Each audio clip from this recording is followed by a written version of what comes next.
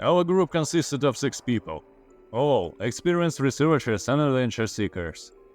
We had long planned a trip to the little-known areas of California, and our choice fell on the old abandoned park in San Diego.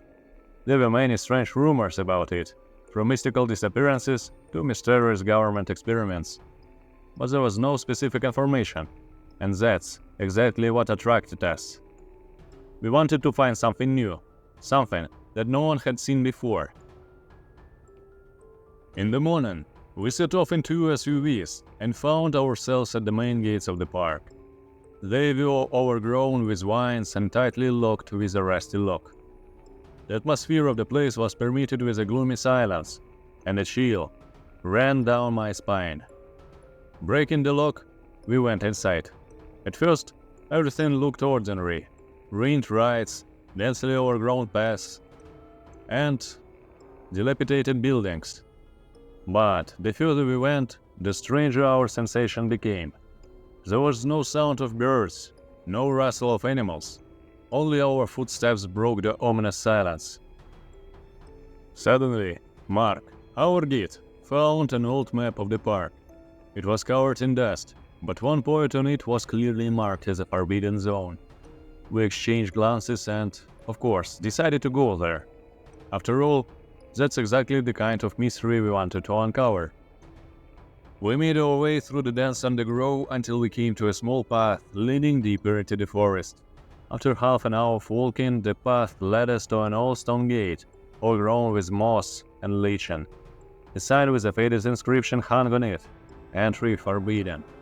For us, this was a challenge. We opened the gate and went further. Beyond the gate, we emerged into a wide clearing, smoothly transitioning into a dense forest, with a large lake in the center. Near the lake stood an old building, resembling a laboratory. Everything around seemed strangely untouched, as if no human foot had stepped here for many years. We decided to split up. 3 of us, me, Mark and Sarah, went to the building, while the others remained to explore the surroundings and the lake. When we entered the building, it was dark inside and smelled of damp. We turned on our flashlights and began to inspect the rooms. In one of the rooms, we came across a huge glass container, filled with a murky liquid. In the corner lay old documents, and as I quickly scanned them, I realized that some kind of experiments had been conducted here. One of the pages had a drawing of the skeleton of a huge creature resembling a dinosaur. "Guys, just look at this!" Sarah whispered, pointing to the container. Something was floating inside. I leaned closer, and suddenly something in the corner moved. I jumped back, my heart pounding faster. "Let's get out of here," Mark suggested. "I have a bad feeling about this." But before we could leave, a scream came from outside. It was John, one of those who had remained by the lake. We rushed outside and saw everyone staring at the water with horror on their faces. From the depths of the lake, a huge figure was rising.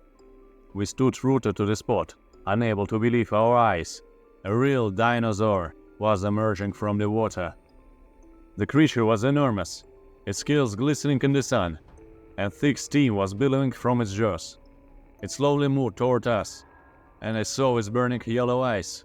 I didn't know what to do and could only stand frozen with fear. Suddenly, the dinosaur let out a dull roar that shook the ground. "Run!" Someone from our group shouted, and everyone scattered. I ran towards the forest, hearing the heavy footsteps of the dinosaurs thundering behind me. I didn't dare look back, but I felt it was getting closer. Suddenly, I heard a scream behind me. It was Sarah. I turned and saw her stumble and fall. The dinosaur was right next to her. Without thinking, I grabbed a stick and rushed back, trying to draw his attention. "Hey, over here!" I yelled, waving the stick. The dinosaur stopped and turned its head in my direction. His eyes narrowed, and I realized it was considering me as its next target. "Run, Sarah!" I yelled. She got up and ran towards the trees. I began to back away, trying to not make any sudden movements, but the dinosaur continued to move towards me. My feet stumbled over the roots, and I fell, hitting my back on the ground. The creature loomed over me, its shadow blocking the sun. At that moment, A loud gunshot rang out. The dinosaur flinched and seemed to freeze for a moment. A second shot rang out even louder, and the dinosaur slowly retreated, then turned and began to move back towards the lake. I turned my head and saw one of our group, Peter, with a rifle in his hands. His face was pale, but determined. We helped Sarah up and all ran back to the SUVs together. No one said a word. When we finally reached safety, we realized that we have uncovered something terrible, something that would have been better left alone. We will never return to this park, and I doubt anyone else will dare to venture here.